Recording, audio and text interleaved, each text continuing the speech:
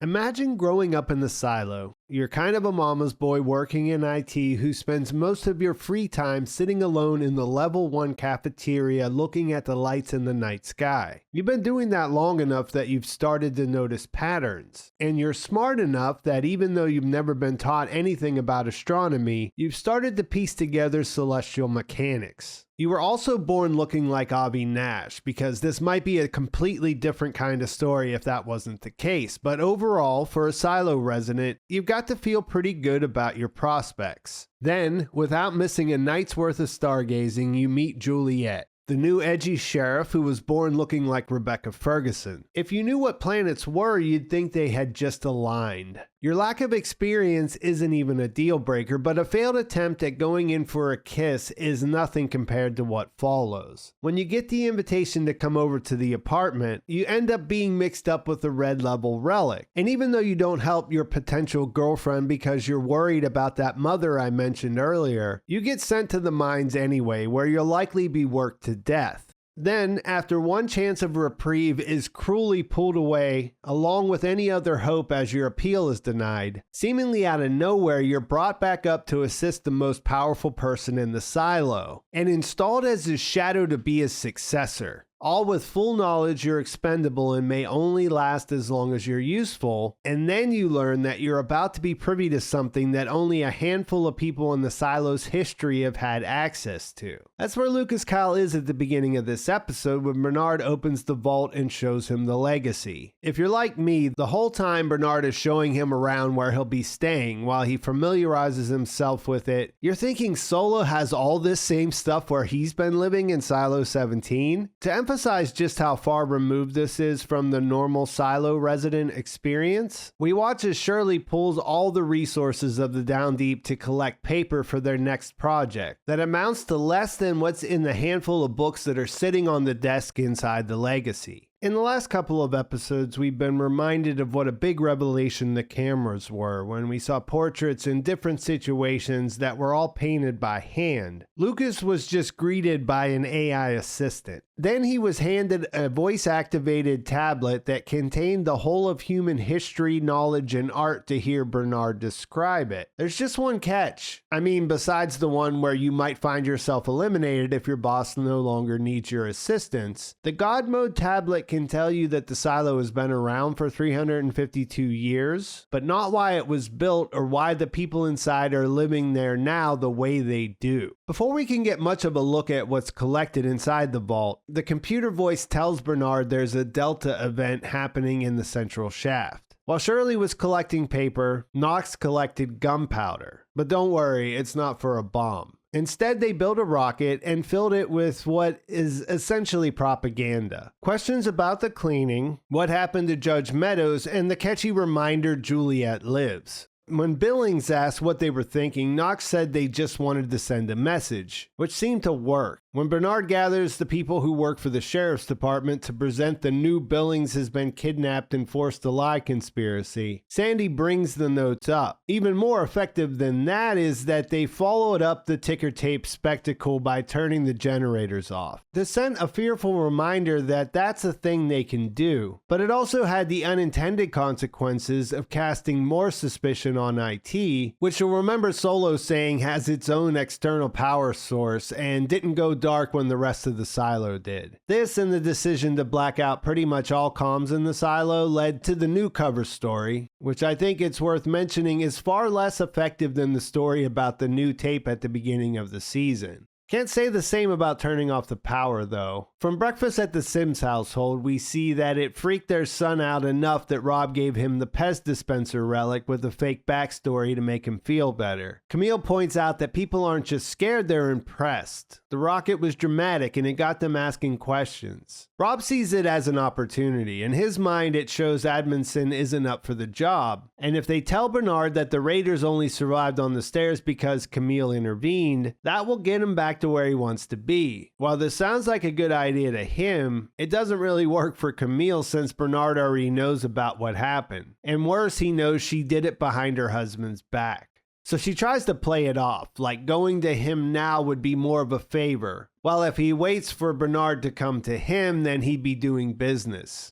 In discussing relative effectiveness concerning the core cast, does anyone else think Walker feels like she's in a weird place in this episode? At the beginning of the season, she was set up to be the voice of experience and reason while temperatures were rising in mechanical. She does play a major role in the rocket op, but for the rest of the episode, she sort of bounces around worrying about Carla. This is warranted after she finds out about judicial seclusion, which we get a glimpse of when Bernard visits her. It doesn't look like Carla has it as bad as Patrick Kennedy, but she is locked up alone blindfolded. He wants to know about the gunpowder, so she tries to negotiate for information about the rest of the gang, but he simply refuses to do that before leaving her there. For Walk, though, I'm slightly surprised at the turn she's taking, even though it makes sense. At the end of the episode, you can understand why she reconnects the camera after communication with the rest of the silo was cut off. But what exactly would she be able to negotiate with in exchange for Carla's safety? Bernard has the same question when he hears about it from Amundsen. Why would she do that? The new head of security gets a much needed win by telling his boss they used to be married. And Bernard realizes that his prisoner is essentially a hostage that someone close to the center of power down deep cares about. You'd hate to think of Walker selling out her comrades for a personal issue, but she also spends most of the episode saying she lost Carla the first time because she didn't do enough. Silo 18 has two other major developments in this episode.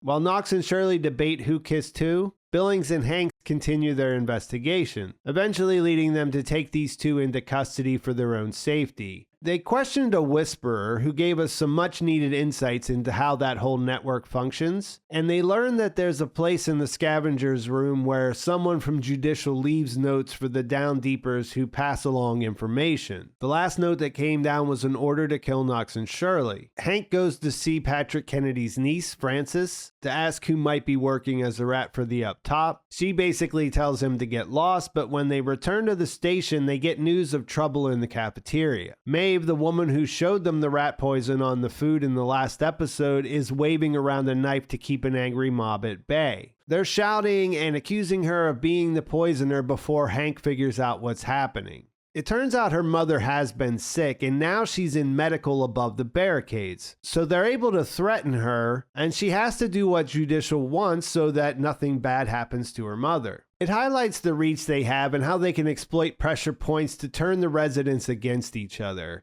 In the end, Hank points out that she made sure no one got hurt, and Knox gets the opportunity to give a rallying speech to bring everyone back together. The second development is about just how much Bernard doesn't want to get back together with Sims. If the last couple of episodes have shown us anything about him, he's a man who doesn't like being sidelined. Rob ignores his wife's advice and forces Bernard to come see him over the warrant to search supply. This sets up a showdown where both make equally satisfying jabs at each other. Really. Bernard is rightfully pissed that Sims forced him to kill a woman he cared about, and Rob is justifiably upset that Bernie took 10 years of his life only to exile him to a position where he's a glorified rubber stamp wielder. He can't believe he was overlooked as his shadow and points out that choosing Lukas is a sign that he's running out of allies and maybe more importantly, running out of moves. Bernard fires back that while Camille's actions at the standoff may have saved Raiders' lives, she also helped Knox and Shirley get away, so it's kind of a wash. Finding this out this way hits Rob hard, and while it's not the kind of exchange someone can win, any hope of these two teaming up seems lost. The correct observation Sims makes about the head of IT's current situation go back to the question posed when he first showed Lukas the legacy. He prioritizes deciphering the code because he knows nothing about it, and its unknowable nature means it could be potentially more dangerous than the rebellion. He leaves out the part about being obsessed because of how Meadows introduced things on her way out. But with everything else falling apart, his new shadow seems up to the task. By the end of the episode, Lukas has used his new resources to determine that it's a book cipher. Quinn used numbers to correspond with words on a specific page in a book. He has reason to believe it's page 77, but there weren't any matches in the legacy. But he says not using a book from the archive makes sense since he wanted his code solved. He needs to find a book that's out in the silo, so a relic that's over 140 years old. Bernard starts putting things together in his head, saying he knows one person in the silo who might have a relic like that, and then he gives him Judge Meadows' copy of The Wizard of Oz, which he had in his desk drawer. That seems big. In short order, Lukas is ready to discover what made Meadows leave the position he just took 25 years ago. And he's still wearing his clothes from the mines. Elsewhere, Sims heads home to sit down with Camille after realizing what she tried to do to him at breakfast. She already knows when she sees him and tries to justify keeping him in the dark about helping Shirley and Knox. She went behind his back, but it was an effort to protect him. Trying to get back on Bernard's right side is a good idea, but making friends also makes sense, and Bernard would find out either way. This was just her way of making Bernard think he wasn't involved with those two getting away. He makes the point that the rebels are dangerous while she counters, so is Bernard, but the unspoken part here is that he was complicit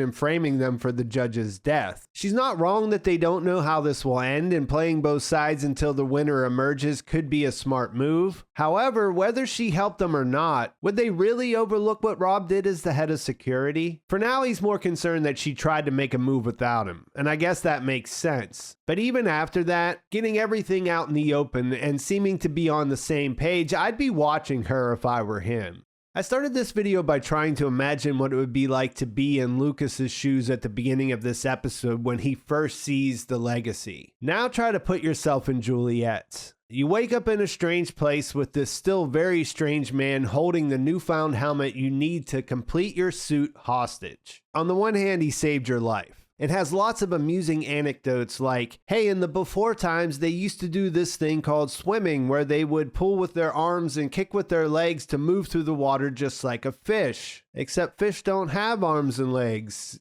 And while the facts and stories are probably annoying, he is using some of the knowledge he gleaned from living inside the legacy to make himself useful in this episode. On the other hand, he's volatile and prone to mini breakdowns that pop up when he's stressed or fears things might not go his way. Then there's the previously mentioned withholding of the suit, which in your mind is putting his needs ahead of the 10,000 people whose lives you feel responsible for in Silo 18. And no matter how much reason you apply to the problem, he just won't give you what you want before you do him this solid. Even if he's coming from a wrong place, his points aren't without merit, and he's probably right to fear a low probability of you returning after you leave. But this is a classic trolley problem that isn't hard to decide for anyone other than him. Now imagine the pump you need to restart to be done with him is 8 levels underwater. And you have to tolerate this guy while you put everything together to solve the problem. Since reasoning didn't work, you take a hostile stance, which only seems to increase his attempts to win you over. When tensions reach a boiling point, you call him out on his shit. He isn't the head of IT. He's not even the Shadow. Hell, he isn't even Solo. In the face of these very true statements, his response is to whine. I'm not sure what else to call it. You could feel bad for him based on his situation and how he feels about things, but what does any of it even mean at this point in this place? What does keeping him from ruining everything look like when all is said and done and you walk out of the airlock? Still, you have no choice, so you engineer your way through it. You face your debilitating fear of water and make your way 8 levels down. Things seem to be going well. The rig you put together is moving you into place. The goggles Solo made help you see, while the improvised pump gets you the air you need to breathe. You make your way to the submerged pump and attach all that waterproof cable you found and hauled down there with you. Send the signal and see it start up underwater like you hoped it would. Things in Silo 17 finally seem to be working in a way that you might put it in the rearview mirror by the end of the day. Now imagine you make it back to your rig and pull the string to ring the bell, and the whole thing just falls straight down at the same time you realize you're not getting air anymore. You start to swim, or whatever your terrified mind decides to do at this point as you try to work your way back up to the surface. If you survive and get over the incredible fear you're feeling at this moment, you're going to be so mad at this imposter clown who walked away and ran back to the vault because he thought he left it unlocked again? again. Then you get to the top, make your way out of the water, and as you guessed, he's not there, but you also see a hatchet on the ground. Was he using one of those for something? It's hard to remember. And then you find a trail of blood leading away from where he was stationed. And what would that even mean? We'll have to wait until next week to find out for sure, but they close the episode with one of those shots from a distance that they've been peppering in every episode while Juliette has been rummaging around. The ones that make you think someone may be watching. Unless Solo really went off the deep end and decided to hit himself in the head with this blunt object, you'd have to guess they aren't the only ones in Silo 17, and I think that's a great place to leave things. Please like this video if you enjoyed it, please subscribe to my channel if you haven't already, and thanks for watching. I'll talk to you soon.